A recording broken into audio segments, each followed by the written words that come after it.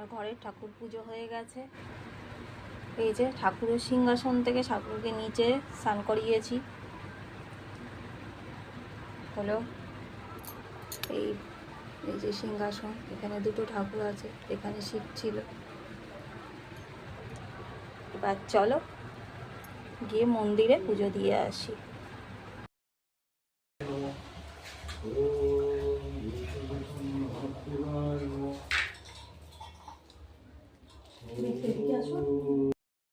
কোনো আঁশ খায় না ওরা, একদম পুরো নিরামিষ।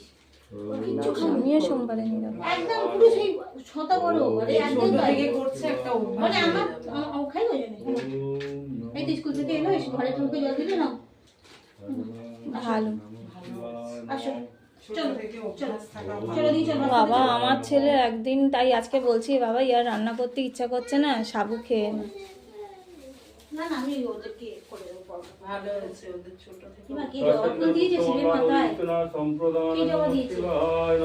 শিব নয়, এটা তো ইয়ে হচ্ছে নাগদেব, ইয়ে ওর মাথায় জবা ফুল দেওয়া যায়। ধরো মালাটা ধরো, মালাটা ধরো।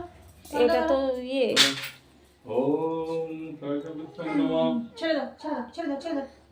জামটা করে গেল কি? জলেই তো পড়েনি, এখনো জল দিইনি, জামটা এই তো ঠাকুরকে দাও, ঠাকুর নাও। ও থাক।